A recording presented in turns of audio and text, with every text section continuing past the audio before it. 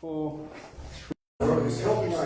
Well, okay, hello everyone, welcome to the Australian Poetry Hall of Fame. My apologies for being late, I've had good news today. He's been published again, so I've been reading through his book here and I'll do some stuff that I didn't do last night from him. Well, I'll start tonight by beginning to acknowledge the traditional custodians of the land on which we broadcast, the Kamilaroi, and acknowledge the continuing connection to the land of the elders past, present and emerging, and acknowledge that sovereignty has never been ceded. This week was, the 2nd of September was the 100th anniversary of the death of Henry Lawson. Hey, yeah. What's the actual date, mate? 2nd of September. 7th? 2nd of September, Okay. 2022. He died in 1922, so Yeah. 7 years before this building was built. So Second. he never got to perform here at the Australian Poetry Hall of Fame, unfortunately. Thank you. Anyway, but I have performed his work, and on Sunday I did a bit of a special online, so you can check that out on YouTube. 100 years centenary celebration of Henry Lawson. Wow. Coming up here, we've got a poet's breakfast in the 9th of August, it's August, September, October, no, October. The 9th of October for the trout fish, like swim like a fish. It's Poet's Breakfast and Tall Fishy Tales. It's walk-ups. So anyone can come in and do a poem or a funny story about fishing, yada yada. Preferably about fishing, you know, a fish poem or whatever, you know. I saw a fish and it tasted good. Can we do it? That's enough, yeah. Can we do a dolphin poem? A dolphin, yeah, I shot a dolphin and it's dead. Oh. Oh, Hey. Yeah, it's not true. It's not true. No. I tortured it first. And now it's dead though. I visited in a man's blowhole once. Eh? I visited in a blowhole once. Did ya? Yeah, well. This is live, you know. I know, Yeah, but okay. what happened was, I had half a can of beer. Mm. I came on the back deck and I'm going, what are these guys up to? Mm. I thought, I can't drink this, and I went like that. Oh. And there's a dolphin, I thought, he's drinking a beer. And I thought, No. here you go. Poor thing. So I did. Alright, anyway, Henry Lawson, let's get on with the poetry. And we'll keep it on poetry tonight. The Wanderlight. I like this one because it's got of the rhythm of it. Beautiful. The Wanderlight. Yeah. Yeah, you like it too, don't you? By Henry Lawson. And they heard the tent poles clatter, and the fly was in twain was torn. 'Tis the sore rag of a tailor of the tent where I was born. And what matters it, I wonder, brick, stone or calico or a bush you were born under, when it happened long ago. And my beds were camp beds and tramp beds and damp beds, and my beds were dry beds on drought-stricken ground, hard beds and soft beds and wide beds, and narrow for my beds were strange beds, the wide world around. And the old hag seemed to ponder.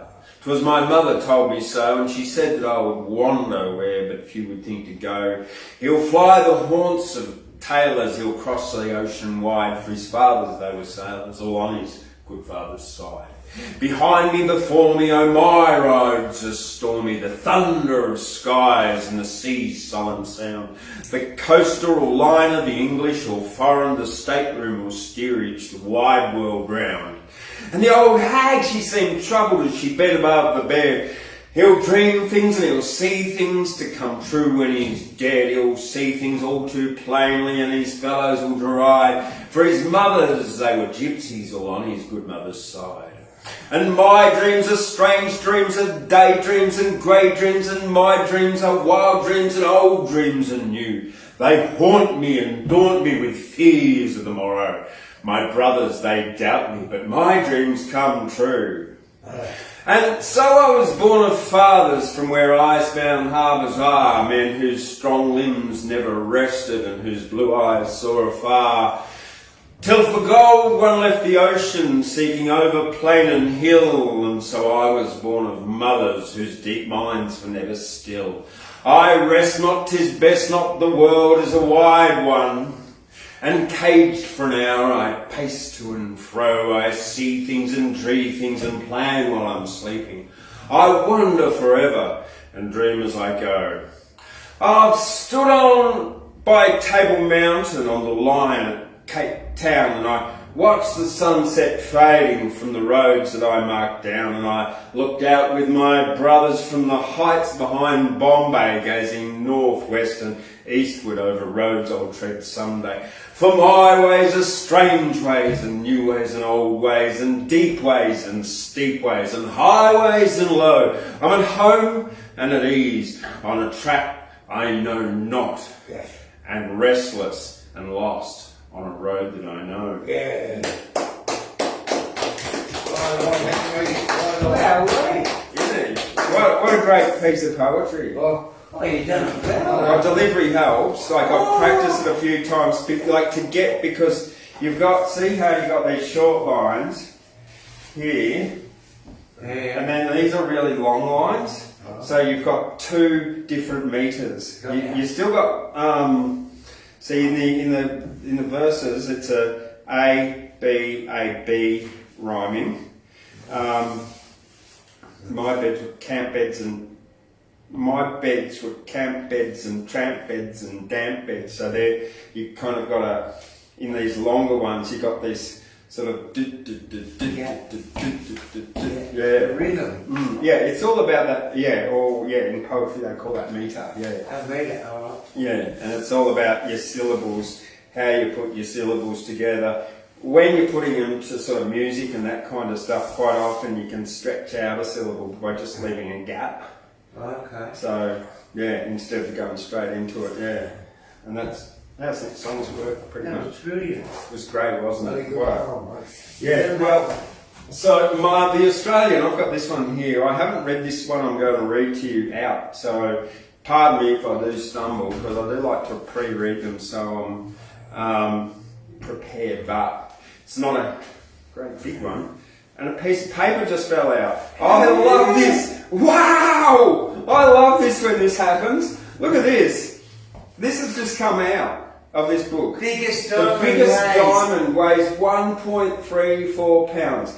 How big was the largest diamond ever discovered? Now, this is the other cool thing. The other day I was like going through these poetry books, and this poem, a random poem, just slipped out by Myra Sweeney, who was a local poet here in Guyra, and it was probably something that was written specifically and just shoved in some other poetry book. So pretty cool. So I've got that somewhere in there. Wow. It's not lost and it's not at my butthole. Let's have a look at the back of that page. A deadbeat inside the strange world of winos, oddballs and beatniks. It is revealed to us that she's out on one of the periodic phases of freedom from a psychiatric hospital at which her teeth had been extracted and from which she decamped before her substitute teeth could be fitted. She's a privileged client of Bellevue's famous psychiatric ward and is able to come and go as she wishes, and she eventually does. Hey. I'm just reading about a deadbeat inside the strange world of winos, oddballs and beatniks. All right, we must be all the beatniks, are we? Yeah, so this random Hippies. anyway, so this random piece of paper fell out of this book, and biggest diamond weighed 1.34 pounds, and on the other side, a deadbeat inside the strange world of winos, oddballs, and beatniks. The funny things you find. All right, My Four Little Johnny Cakes is a traditional song by someone called Traditional. Hurrah for the Lachlan boys, and join me in the cheer. That's the place to go and make a check every year. With a toadskin in my pocket that I borrowed from a friend, oh, isn't it nice to be cosing and camping in the bend? With my 4 little Johnny Cakes all nicely cooked, a nice little codfish just off the hook, my round little flour bag sitting on a stump, my tea and bag, sugar bag, are looking nice and plump. I have a loaf of bread and some Murphys that I shook, perhaps a loaf of brownie that I snaffled off the cook, a nice leg of muffin, just a big cut on for the end. Isn't it nice and jolly to be whaling in the bend? with my 4 little Johnny cakes all nicely cooked, my nice little codfish just off the hook, my little round flour bag sitting on a stump, my tea and sugar bag are looking nice and plump. I have a little book and some papers for to read, plenty of matches and a good supply of weed. I've envy not the squatter as at my fire I sit, with paper in my hand and my old clay alit. And when the shearing time comes round in my glory, then I saddle up my moke and then secure a pen. I canter through the valley and gallop o'er the plain. I shoot a turkey or stick a pig and off to camp again. With my 4 little Johnny cakes all nicely cooked, a little nice codfish just off the hook, my little round flour bag sitting on a stump, my little sugar and tea bag are looking nice and plump. Traditional swagman, that's called. Thank you very much. Okay, well, and I did want to, while I'm early in the night, read out one of Allan Lake's poems here. Who's he? Well, who is he? He was born and raised in a Canadian prairie village, and since setting sail, which is not easy on the prairie, I'm reading it back here, he's lived in many places, currently lives in the watery Melbourne suburb of Elwood, but he has a relationship with the islands of Tasmania and Sicily. Yeah, he's that's who he is. Now, he sent me this book on Monday. I got it on Monday, so he probably sent it last week. And it said Allan Lake Facebook. So he's been watching us online, and he sent me a message like, where are you? Because when I got the new Facebook page, it doesn't say Australian Poetry Hall of Fame Guy, it just says Australian Poetry Hall of Fame. So he sent me this, and I read it out yesterday, and I really like his work. He's been published internationally in quite a lot of literary journals, so and he submits a lot of stuff to literary journals too, which is how you get published. Yeah, anyway, I like this so much. I've paid and ordered 5 more copies for the bookshop in there to sell them for him, because that's what we're all about, supporting poets here in the Australian Poetry Hall of Fame. Opera singers? Sorry? And opera singers? Well, yeah, that too, yeah. This one's the title poem of it, just Sand in the Soul. S-O-L-E, like the soul of the shoe, not the S-O-U-L. Sand in the soul. Why not sit down beside the bike path and dump it out? Who knows if we'll be blessed with such a day at the beach again? That's it. Yeah. Nice and easy. Nice That's and do that to it. Yeah. Okay. Yeah. I know, you get that lovely in your shoe. Yeah. It's soft sand, you can walk with it.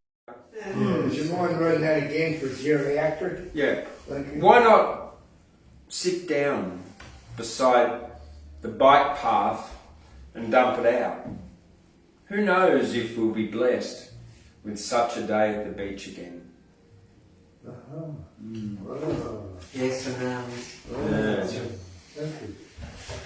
What else did I like here? Existential. It is, isn't it? Yeah. More sensual and sensual. I like this one here, Ruin. Your love has kind of ruined me for any other love. An acorn must become a tree. The moon makes waves upon the sea. A thing to be cannot be. There's DNA and destiny.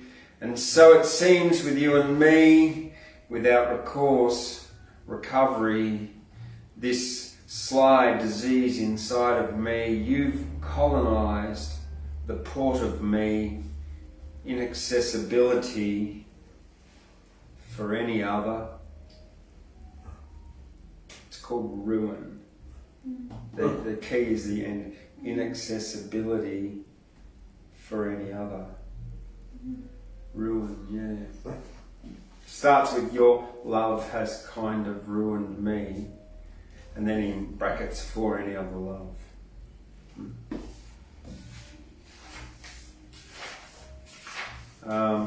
It did say on the back of this that he's got a long-term fiance, but this was published in 2014. Oh, right, okay. He's got a girlfriend.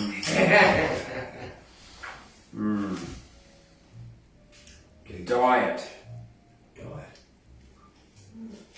Today on Hay Street, a stray pigeon struck by a car becomes a source of warm breast meat for two ravens as another pigeon frets from a ledge above. Breast feathers fly into the air and float along cobblestones past the table where I tear at a warm croissant and sip hot coffee and text a message to my own mate. Yeah. Interesting, yeah. Bring her home a dead pigeon. Hey? Bring her home a dead pigeon. Yeah. For a roadshow. I was told when you drive down the road there and they see the chickens run over by the cars. Oh, I haven't Terrible. seen that. Yeah. chickens? Yeah. Did they get run over? I've seen two. I Like haven't in about seen a that. month, yeah. And they don't come out. Poems are like trees. I think that poems grow like trees. Subject to whim and sun, object of moon and stairs. Something wakes the one with ear to the breeze. Perhaps it's WB, TS, or dear Emily throwing a line from just over there. Poems as strange as this day when I can lose or gain faith, fall in the river or love, rhyme or write against the current. Shall I decide me or let the spirit guide me?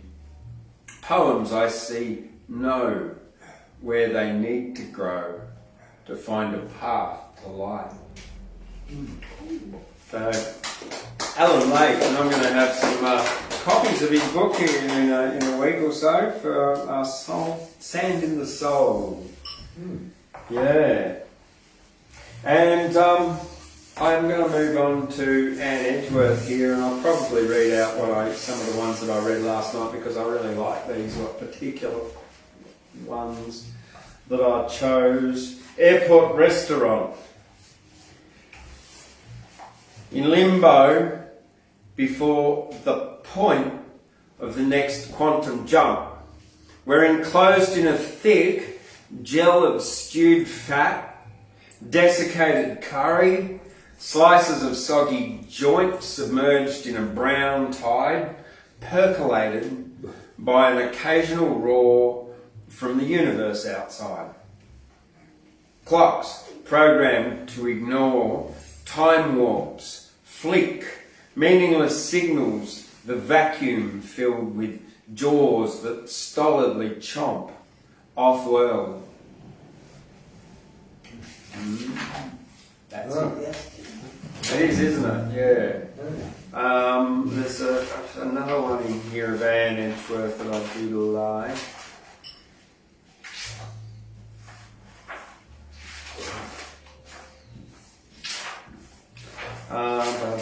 I should have been prepared, but I've just been too busy today.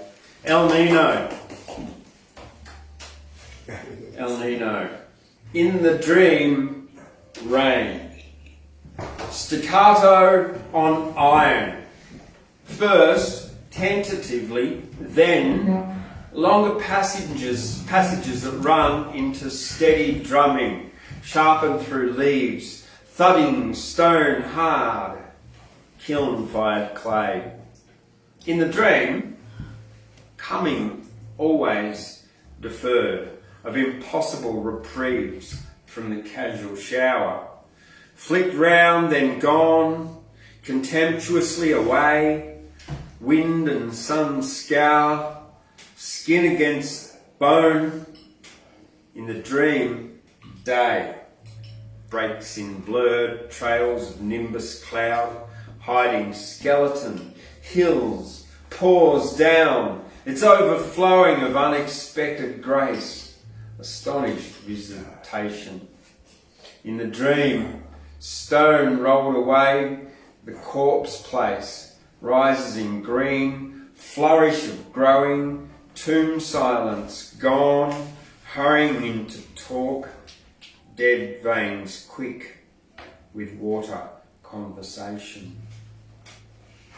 That's it. El Nino, so it's about the drought. It is, isn't it? Whoa. Now, look, that one actually inspired me to write one, so I'm actually going to do a quick one, and then I'm going to ask Doug to come on up. So if you want to get ready for coming up. How do I get ready? I don't know. Mate, you have your book open and where you got to read from, which you do. So yeah, that was just your warning that you're up next. Here we go. This one, if I can find it. Okay, this was written 11 hours ago, and it was a bit inspired by that, but a little bit. Not El Nino. This one's about the weather, the lightning, the rain. And it's written in. It's written sort of down the page. And what I've done is every second word I've put it in capitals, and every other word is in small letters. Like a fat raindrop and small raindrops. Yeah, something like that. But also the noise of the lightning and the rumbling and that of a storm. So. Lightning, the moon, crack, echo, boom, thunder, rumbling, earth shaking, a new moon.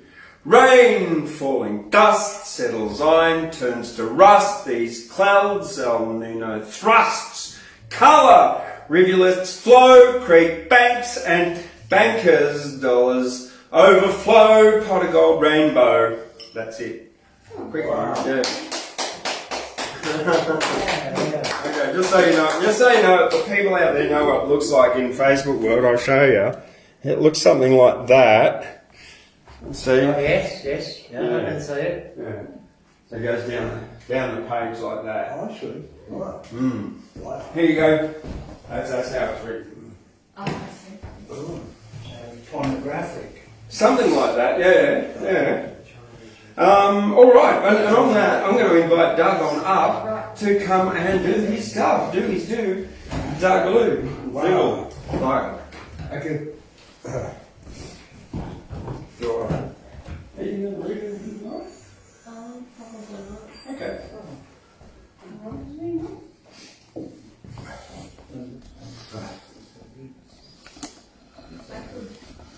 Oh, you're reading Jinuan.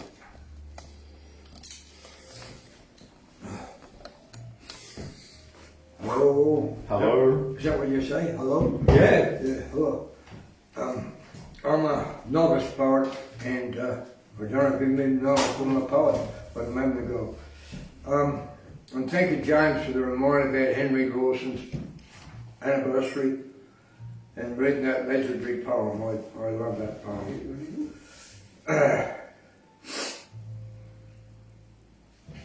Anyway, this poem is called A Tree.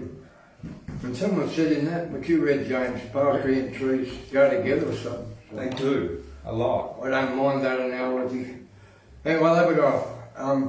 A tree. This piece talks love to the wattle tree.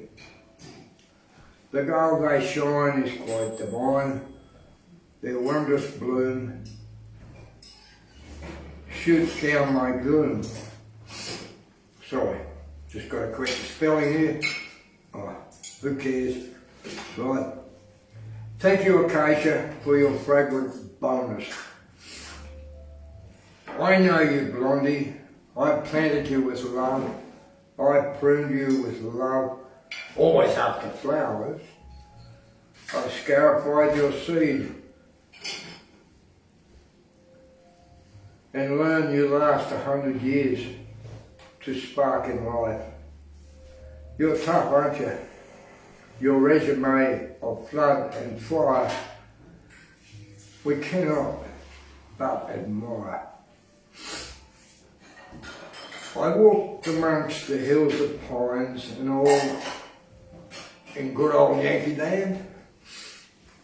My eyes and hearts will yearn at times for a glimpse of Aussie flora in forest huge amongst the sameness. The tree of gold cannot be found. I miss my family in that land. It's spring, you know, the light's still soft. The colours speak so strong.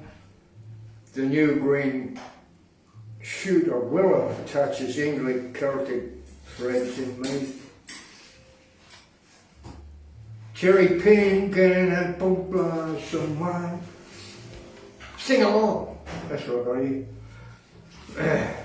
My ancestors lived and breathed those plants, those pretties. But wattle blossom cries to all, my gold will lift your day. This gift of all of us, so precious, so us. Just hold a bunch of wattle sorry about that. Just hold a bunch of wattle bloss, the scent will send you dreaming. Walk out your door, take a glance, give our Creator a vote of thanks. Amen. Thank you.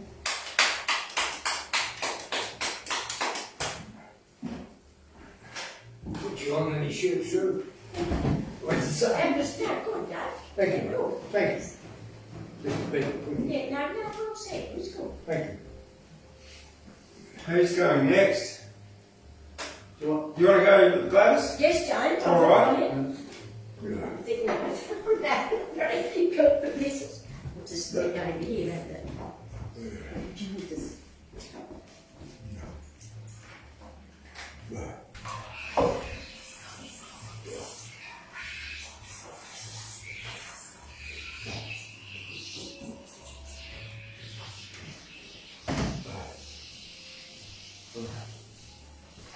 Right, you right, James? Yeah, when you were ready. Oh, good. I'm not ever ready this time. But I'm ready. That's alright, you're Okay. like as ready as me. Good evening, everyone, and welcome to the Australian Poetry Hall of Fame. It's nice to have them back in here again, and some beautiful poetry.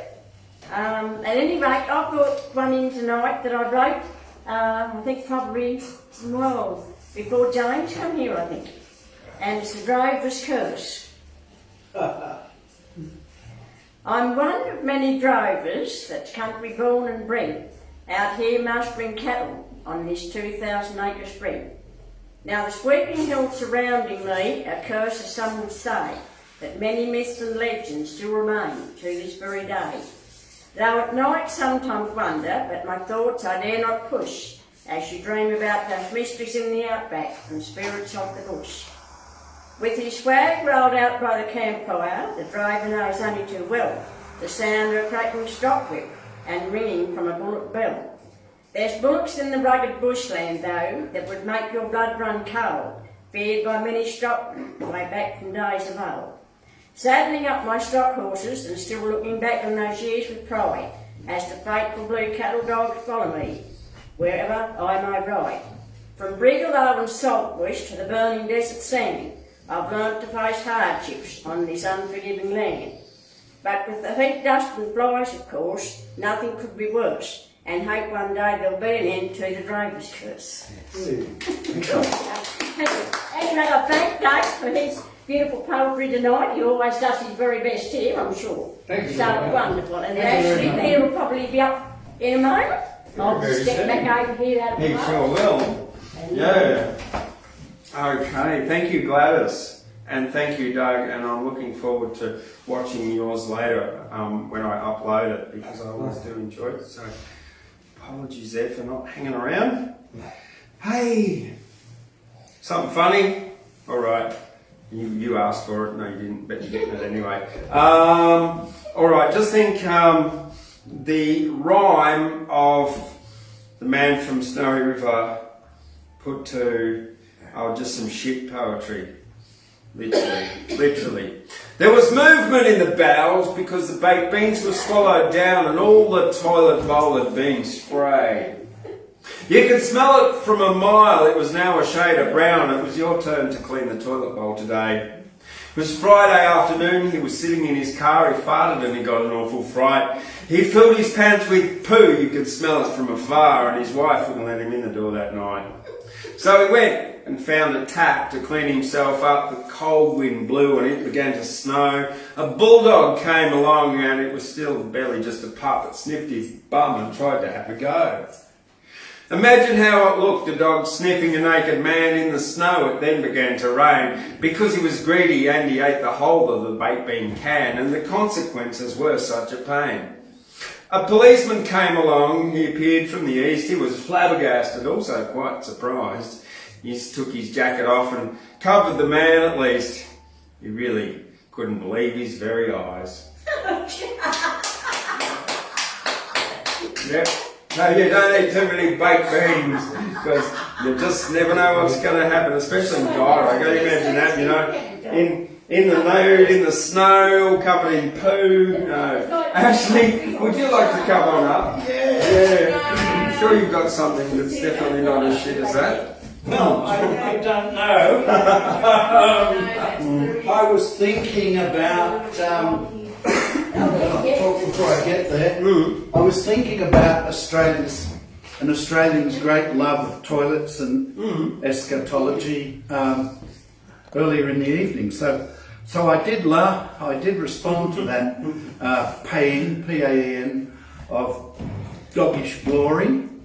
I think it's because of our frontier beginnings, so we had to face some harsh realities.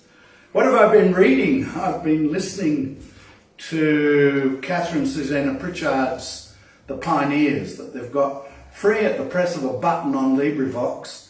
Very well read, and it's as stark as a dunny that you can't reach on a starry night. It's a marvellous piece of writing. I think all in all, as I said last week, she was a great figure in Australiana and Australiana. A plug for High Country Theatre. It's on next weekend, 4 o'clock and 7:30 in the evening. It's a kids' production with adults weaving through it. It's a wonderful experience. I enjoyed Red Riding Hood, and I will go a second time. And I love the garage opposite the cinema in Armadale where they're staging it, because for once in my life, an economical, humble little theatre had a big perpendicular back wall that had once been for garage gear and accoutrement. And I love that. I love that sense of space. When we build theatres in Australia in the space age, we tend not to put any decent perpendicular in. And I've said my piece on that. Well, my time for measure and ruling and rules and rulers, I've got 5 tonight. Now, my hypothesis is that I've got to that decade where I start to wander around mentally, and I've had to, on different Wednesdays, go and buy a third one to look efficient and proper. So I've turned up with 3, sometimes 1 to make a point, sometimes 2 to make a different point. But really I've had 5, 2 in the car and 3 in my hand. 2 in the car I haven't been able to find. So my hypothesis is that we're all putting on a show. The implications are that I can still realise it's a show, and I'm aware that I've got some extra wine bottles in the cellar or some extra plastic rulers in my car. And the parameters, or the test of that, is that tonight I can stand in front of you with 3 beautiful, immaculate, softly purplish measures: hypothesis, implication, testing or trial or parameter, if you wish. So you can look upon them as a hit or a hip. Hip, hip, hooray. Enough to say on that. Now, I was wandering down, as I do most days. Instead of writing, I spend my time wandering down Bridge Street near Allan. And Mr. Bennett had all these books out for $1 a pop. And some poets in Armidale are devouring one of them, some poetry by Ian McBride, who's also a Canadian voice contributing to the chorus of Australian thought through poetic form. And another of the books, The Silences, I sat and read as the road dips with its endless chorus of semi-trailers going past down Bridge Street. And I suddenly realised I met Mr. John Millett. He used to come over to Armidale when I was doing honours in '93. And he was a friend of, I think, the great and inimitable poet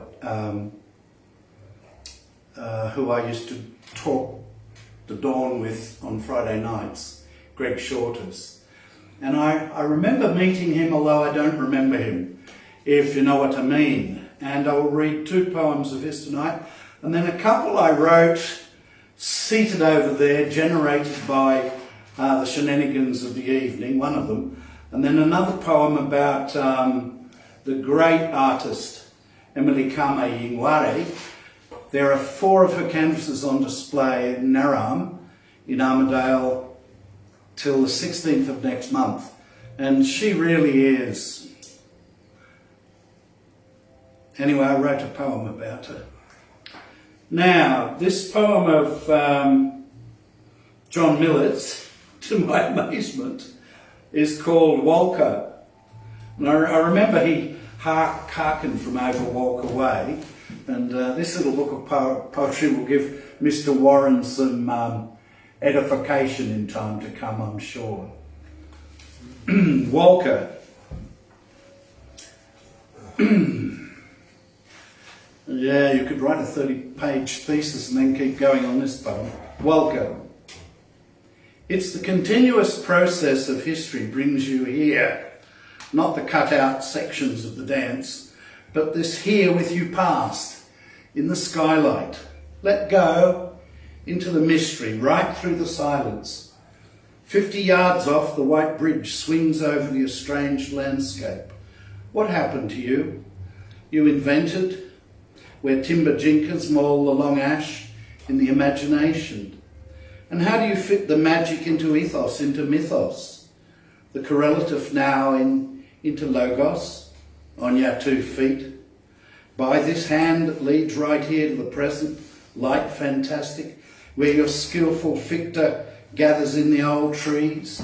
Facts. So you crouch by the nesting birds in the eaves as the dusk holds out thousands, as men switch off the great saws, as they say to Frederick, he who remarked that gold is where at the pub a long way towards winter and their homecoming, to children hiding away their own plaisir at the fireside and in sleep, with the hills folding their fathers under where they lay down, and built this township for right or wrong, whichever, to be among them, and the sum is equal to the total of all the parts, and there with you interregnum. Over the said bridge and into everything beyond, arranged according to syntax in this town, Walker, in the parish of county of Vernon before Robert Welk hacked into the blue bark on John Oxley, Ubermensch as men. There are stone axes and dialogues and prerogatives of each to a totem, and discourses, distances for 25,000 years that we construct from a few hand marks on stone. Walk past them without moving into the ordinary concourse of Don McRae's general store, his place, where the light, the mote in, your eye, both. You came here to buy, trade, i.e., your daily labour for bread, the symbol and opposite of soul. And Don, merchant and maker of his own illusion. Day by diligent day, he who lived near Mad Red, when he cleaved clean down the centre, axed, i.e., by the gad's door of her own kitchen, his wife's skull, and let out 20 years hell and abuse with one small jot of grey matter, and lived in the long event where jailers barred the cold corridors of winter and summer. Now angle in on an oblique point to a common air, at continuum across said bridge today. And old Red will herd his sheep by many a howling hill, singing to himself, and outside the circumference of his wife, the blackbird thunders against the cages of its own eyes. There's a centre here, Walker, parish of country of, and a church, belled morning over, the 7 o'clock hoarfrost all Sunday and sun with yellow Jesus, Christ feeding in one window, a multitude in another, the body being more than meat, and the soul more than, and the Reverend Howdo, per se, blazing down on all who kneeled, including Frederick as well, unhumble, a thundering discourse from his own height. And Howdo, Reverend, it's a fine Friday for Lent, you're fingering with the good earth, you sieve on the lid, they nailed on Bob the banker for a holiday forever on Windy Hill that passeth all understanding. And I say, the disparate and familiar objects at dons and outside, centre the action and the act. At any time as I move, subject and object, apprehending the absolute condition into the conundrum, what moves but doesn't, JM, QED, in capital fonts. In a stance of myself into this town, joined at issue with the 20th century. So hand me down your walking stick, Mr. Know-it-all, so I take off into the mystery, as he'd said, Frederick, was ist Leben, believing it like Einstein, the change and flux of malleable gold, his thought and act changing it into an elegance, where he lives his random daylight showers into Sunday. What tender sorrow breaks out like the half-wild spring flowers on Windy Hill, level with them that was, the discreet harmony, the accident in all its cosmic. In the county and parish, the men and women here, a celebration by immemorial usage, if I step into nothing beyond. Wow. Well, that's strange. That'll give you, you want to show the viewers some of the syntax of it. It's got really, not as strange as the earlier one, but it's got S, D for said, and all these strange orthographic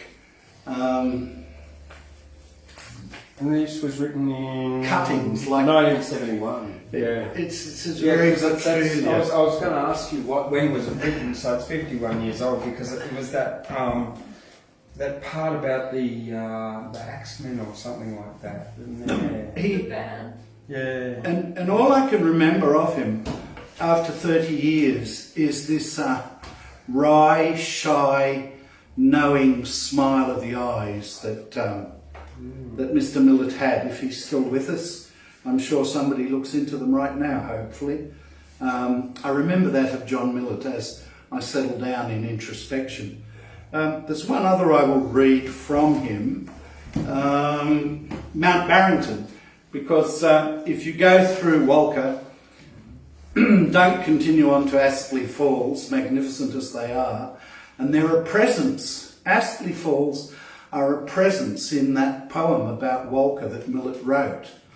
I feel there are some quite profound things in that poem. He certainly knew about Aboriginal LORE in that district too, though he hardly refers, except for markings on rocks, to that aspect.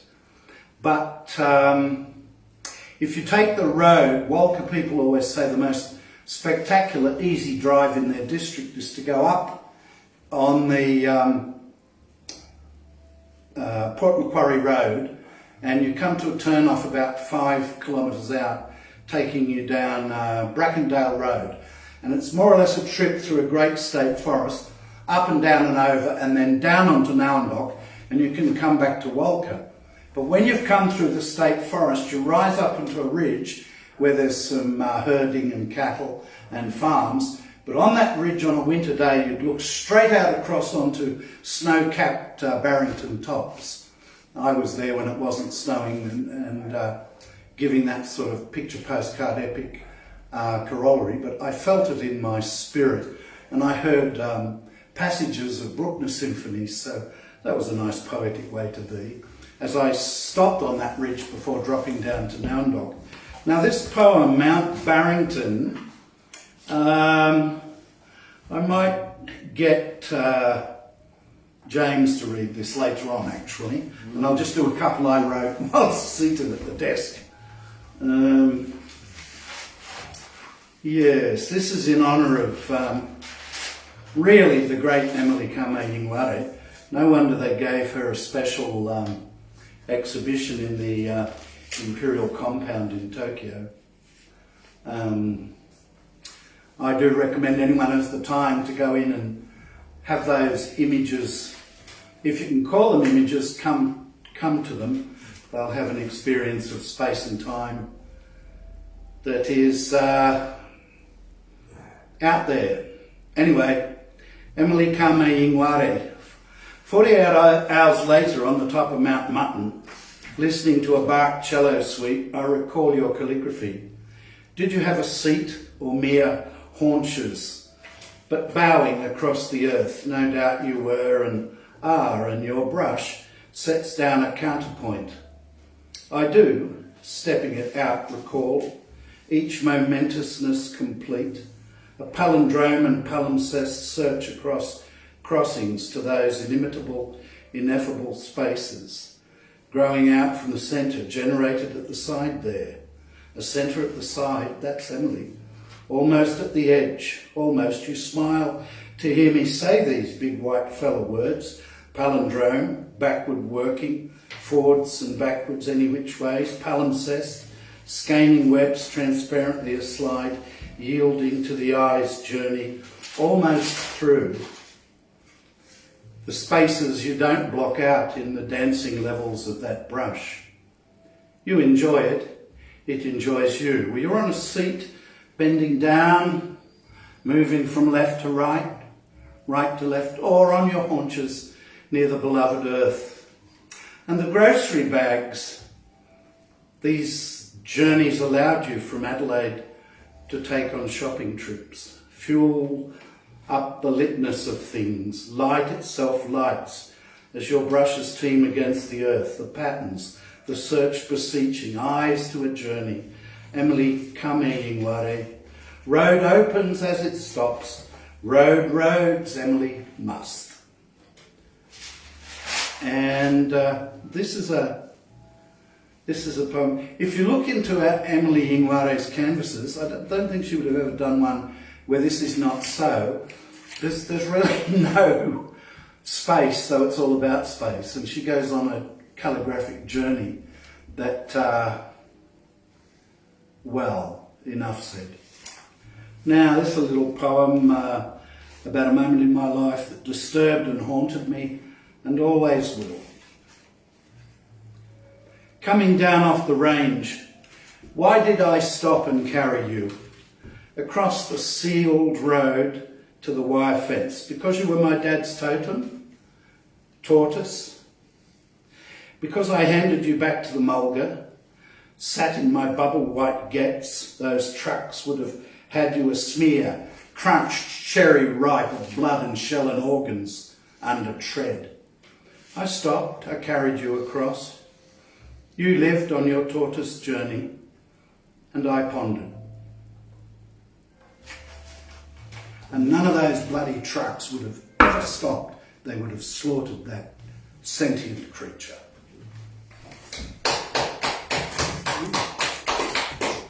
You got run over? Didn't. I picked it up and put it into the bush at the side of the fence, and then I sat there watching the trucks. Trucks had come and just missed it, and I stopped and put it off into the bush, and the next trucks would have just cherry-riped its body all over the asphalt. I was so disgusted. I think about every day of my life with terrible anger. I'm an angry, violent bastard. Right, so yes, the silences here I've got John Millet's book. Do you want to hear something funny? I went off to the Chamber of Commerce meeting before. It's usually in the front room, but there was the Gyrus CWA branch there, and it was like packed. packed, you know. It was like, there would have been like 40 women in there. And I've just like barged in the door right on 5:30 without even looking, and I was going, hello! And then looked up, and there's like 40 women just looking at me, and I'm like, this isn't the Chamber of Commerce, this is no. Far more significant. Oh, absolutely. They actually get shit They get done. so much done. Yeah, which by inference means that Yeah. we'll say no more. John Millett, poet, was born the 3rd of February 1921. He passed away on the 19th of May 2019. He got an Order of Australia medal, and he was a poet, reviewer, poetry editor. He was the editor of the Poetry Australia magazine from 1987 until 1992. He was born in the Sydney suburb of Woollahra. His grandmother introduced him to reading and stuff and the poetry of Walter Scott. He served in England during World War II as a wireless air gunner with the All Australian, like, is that like air guitar? So you just like, you just pretend to shoot you? I don't know. A wireless air gunner.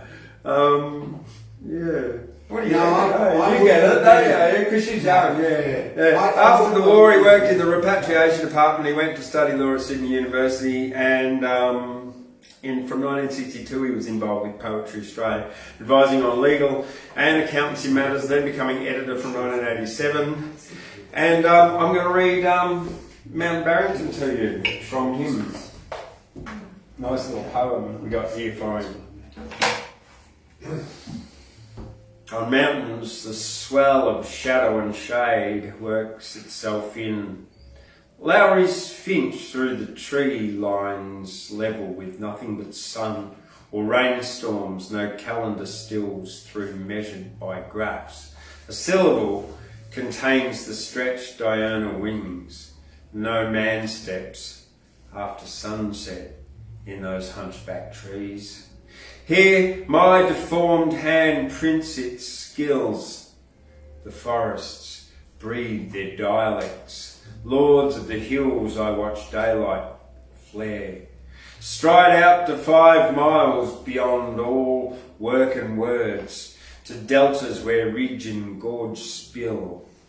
I think of wrecked cars, of jails that tighten their walls. I think of timetables that mask airway class.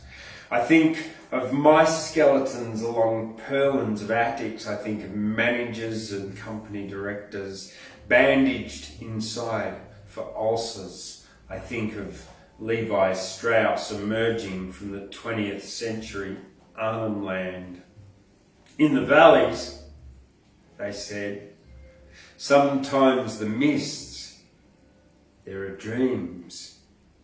The denial of yesterday is visible. Words a razor through all defences, my hands against the blade. In the valleys, sometimes the mists dream. There's a rhythm here no sea sings, a November of ironwoods walking the lime-laced hills, and cattle swaled in wind grow older than God. Their dimensions in black brick Paleolithic sediments banged into shape by my will. Farms swell in the thick earth, red apple boughs knotted with age, bear fruit on this November day, annul all suns and summers. I've nourished, and the great tree of my bones leans against the wind. I think of timberlines my father's ring-barked. I think the raw country always kills. I think of graveyards on outskirts of country towns where locally dead measure their own silences. I think of men with jazz bands in their hands. I think of telephone wires from Sydney to London. In the valleys, sometimes the mists, the dream looks out of the poem. Mm. Yeah, I like it. Very good. I do. Thank you. Yes, and and a big shout out to everybody out there in Facebook and YouTube world and in Australia, wherever you are in the world. We are looking for more books here at Poetry Books, but in particular at the Australian Poetry Hall of Fame. So if you find any cheap ones, or in an op shop or something, or if you've got some at home that you have read and you're not going to read again and you don't want to take them to your grave with you, send them here to 144 Bradley Street, Guyra, in the Australian Poetry Hall of Fame, where they will be put into our library and archive and attended to accordingly and preserved in preparation for perpetuity and other people like these young people over here. Yes. All right. And talking about young people, I'm in the middle of designing a program for young people for schools next year. So it's probably not the time to talk about it or discuss it now, but I'm just putting it out there. So if anyone's got any ideas about activities more than anything, because what age groups? It's got to be all aligned to the curriculum. So I'm going to actually do different programs for the different classes. So you can bring anyone from level 1 up to high school here. So that kind of stuff. And then so it'll be sort of a 2 or 3 hour program, including one performance, which they get a sort of a bit of a history of Australian poetry with the performance. Then they go and they do a writing workshop, a performance at the end, or they get the opportunity to perform their stuff. Their writing is then collated and put into an annual poetry anthology of all these collected students that visit this place. This is the intention of it. So then you have, and it's going to be called Future Poets, which and I suppose it's sort of a big long circle, because the way that I ended up here was January 2020, Dad rings me and says, how can we get kids to read books and what are we going to do about the koalas? And that's how I wrote Happy Harry Koala, which then took me off to Orange, which then brought me back here from the Banjo Patterson Poetry Competition. So that's why I'm here today. So, and I suppose, just because I haven't published Happy Harry Koala doesn't mean I'm still not working towards getting kids to read books, and which is why this poetry program and this whole place anyway. So anyway. All right, moving right along. I'll finish off with some of my own poetry. Isabell was going to read something, I think. Doctor. Oh, good. Oh, awesome. Okay, well, let me read out one. Yeah. I got one to go, and one of mine, and then I'll and we've got Isabell coming up today. Excellent, Isabell. It's great to see the more females. Actually, we've got an equal number of females and males here tonight for once. And so usually there's more men than women, isn't there? And Gabrielle's taking his dear wife to a celebration dinner. Yes. So the girls are not being neglected. No, they're not at all. So here we are, and the one that I am going to do for you, I suppose, is all right, because it's spring. This is what I wrote last week, and I can do it pretty fast because I've been doing it practice and half. Happy spring, do your own thing. I'll be singing, dancing, running, and of course springing. Spring has sprung, it's just begun. This poem can be sung with a tongue from a lung on a rung in a pile of dung. Eating among bean, you know what I mean. Keen for a bean, so I'll plant a bit of green. Peas and beans, other things growing, sowing, watering, planting in spring. When the growing is done, the harvesting beginning with the picking and the washing, chopping, cooking, serving. Your ears will be ringing with the dinner bell dinging. You will be eating and drinking, dancing, singing and springing in spring. Happy spring. That's a garden one for you, Gladys. Happy spring. When did you write that? The first day of spring. I woke up in the morning. You wrote that in recent days, did you? Yeah, 7 days ago. Can you do it again, or would it tire you out? No, not at all. Funny. It's spring. Happy spring. Do your own thing. I'll be singing, dancing, running, and of course springing. Spring has sprung, it's just begun. This poem can be sung with a tongue from a lung on a pile of dung. Eating among bean, you know what I mean. Keen for a bean, so I'll plant a bit of green. Beans and peas and other things. Sowing, growing, watering, planting in spring. When the growing is done, the harvesting beginning with the picking and the washing, chopping, cooking, serving. Your ears will be ringing with the dinner bell dinging. We'll be singing, eating, dancing, singing, and a springing in spring. Have a spring. Wow. Oh, look, I practiced it over and over again because I had to get it under 30 seconds to make it into a YouTube short. So it's, yeah. And who won at Nimbin in the poetry? Oh, yeah, so this Saturday, Sunday, the Nimbin Performance Poetry World Cup was on with 36 contestants in 4 heats on Saturday. It's an 8 minutes performance poetry piece that they have to do from memory. Now I do know that our mate who was here last week, David, got through to the semi-final, but the winner was the young person, Boy Renaissance, who got through to the final in 2019. Any idea what they did? The basic thematic? No, I don't. It was very, very, it obviously affected the audience quite emotionally. It was one of those very strong emotional things, pouring out the soul kind of stuff. So, Like the dad and honestly, I don't know. I don't know. Honestly, no. Oh, no, No, don't judge anything. We okay. don't know what she did. They did. Sorry, I don't know their pronoun. I think their pronouns they. But no, don't know. They won't. That's all. So Isabell, come on up.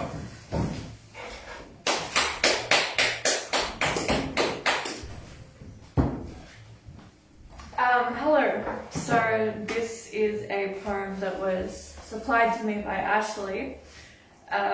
It's Walter Delamere's The Railway Junction, a lyric poem. From here through tunneled gloom the track forks into two, and one of these wheels onwards into darkening hills, and one towards distant seas. How still it is, the signal light. At set of sun shines palely green. A thrush sings, other sound there's none, nor traveller to be seen. Where late there was a throng, and now, in peace awhile, I sit alone, though soon, at the appointed hour, I shall myself be gone. But not their way, the bow-legged groom, the parson in black, the widow and son, the sailor with his cage, the gaunt gamekeeper with his gun, that fair one too, discreetly veiled, all who so mutely came and went, will reach those far nocturnal hills or shores ere night is spent. I nothing know why thus we met, their thoughts, their longings, hopes, their fate, and what shall I remember except the evening growing late, that here through tunnel gloom the track forks into two, of these one into darkening hills leads on, and one toward distant seas. Who was that again? Walter Delamere. Yeah. The haunting, simple thing, isn't it? There's a few quotes I've got here. So, life can be a bed of roses. Sometimes life's a test. If you do not like the tricks, toughen up, princess.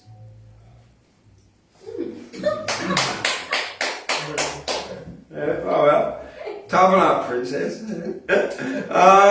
Or become a lesbian. Yeah, that too. Trolls trigger turkeys through truth telling. That's a quick one.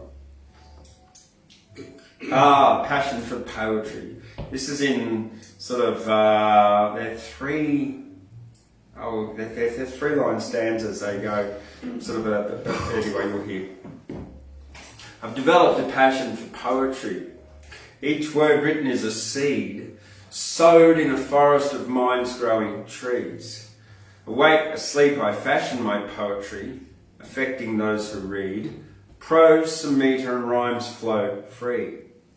The poets of the past all speak to me. Metaphor that heal or bleed. Graphic depiction of crimes historically. Cathartic, affecting all emotionally. Unshackled truth becomes freed. Prophetic, grammatic, syntactic poetry. I'm just a poet bird in a big poetry. Into my head poetry I feed. I defecate poetry and piss poetry. Cook it in my mind, consume poetry. Poetry I love, crave and need. Poetry is a healthy obsession for me.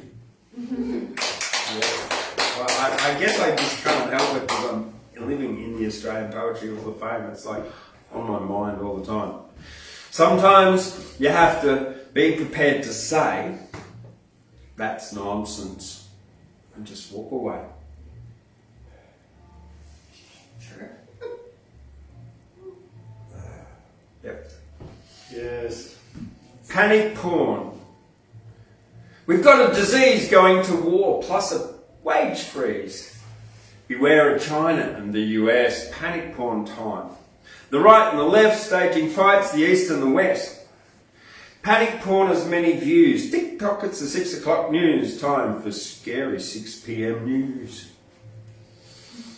Scare, selecting stories just to care, focus on the panic porn, and mobilise, going nowhere.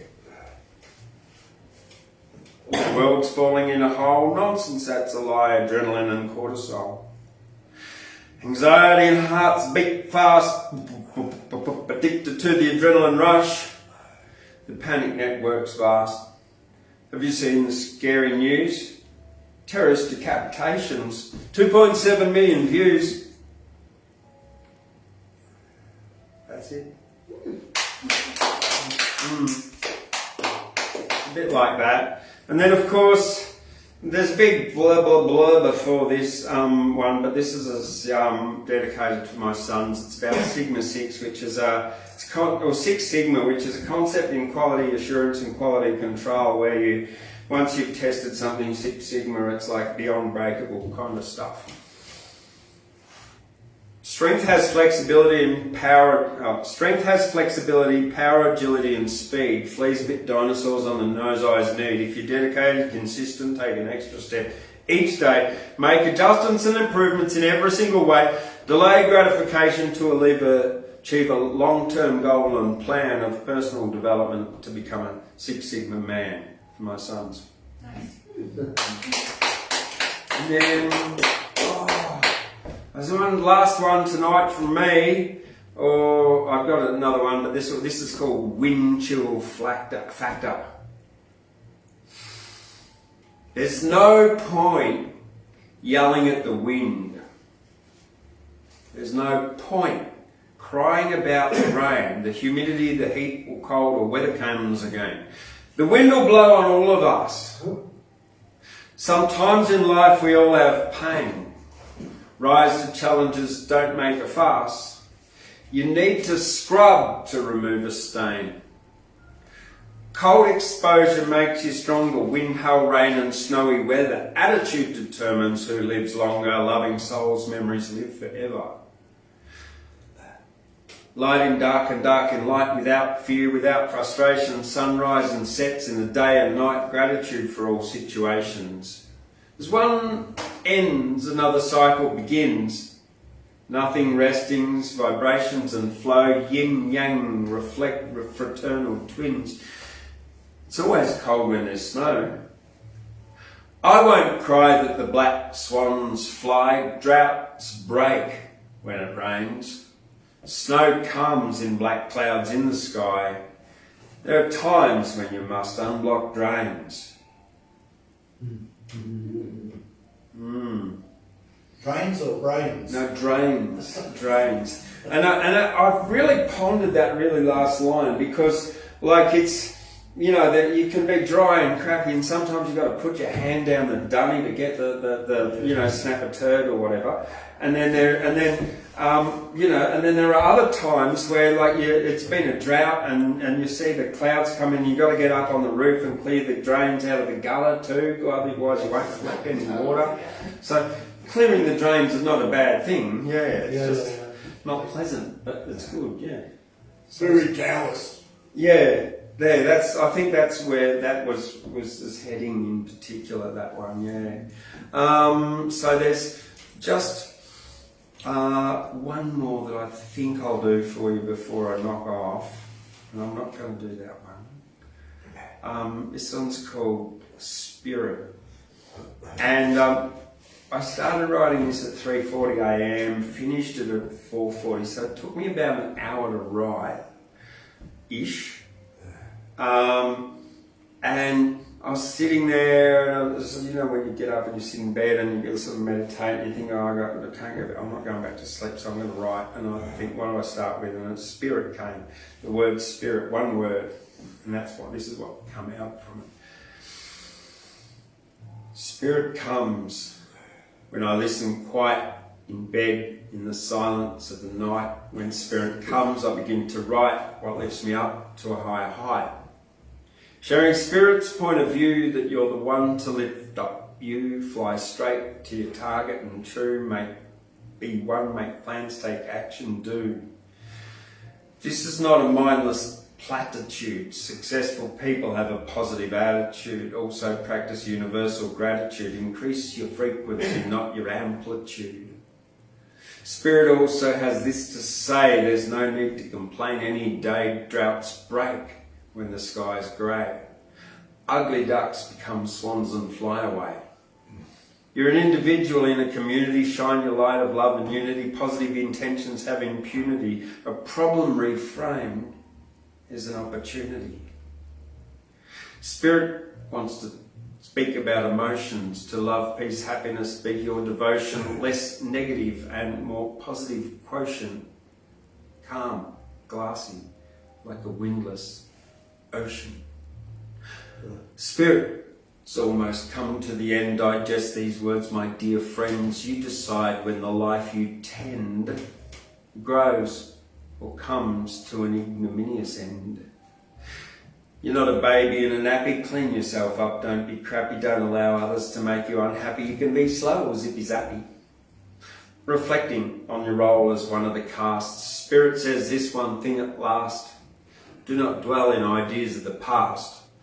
Life's an adventure and the world's vast. You're the one to put on a show. There's many interesting places you'll go. Live from the heart, inspired by flow, to lift spirits up from high down to high, from down low. Spirit says you can emanate light from a dark room on a moonless night. Thank you for listening. And to write the ideas Spirit's mind brings to light. And good night. I might have do I have a good night poem for you? I must have a good night poem for you. Good night. Yeah, I do. I got a good night one. Okay. Let's find a good night poem. It's also written, but I didn't copy it down. Good night. Sleep tight. Travel through infinite dimensions to parallel lives through astral flight, where you just might meet a friend, grab a bite, fly a kite to the highest of heights, enjoying the sound and, of course, views. Yes, that's the sight. In your dreams without fright, wake up bright in dawning sunlight without bedbugs, to your delight after sleeping well tonight. Good night. All right? Thank you from the Australian Poetry Hall of Fame. I'm Thundercloud. Thank you, Ashley, Gladys, Isabell, Doug, and audience member. And everybody out there on Facebook and YouTube, give it a thumbs up and a comment. Thank you very much. Good night. Hey.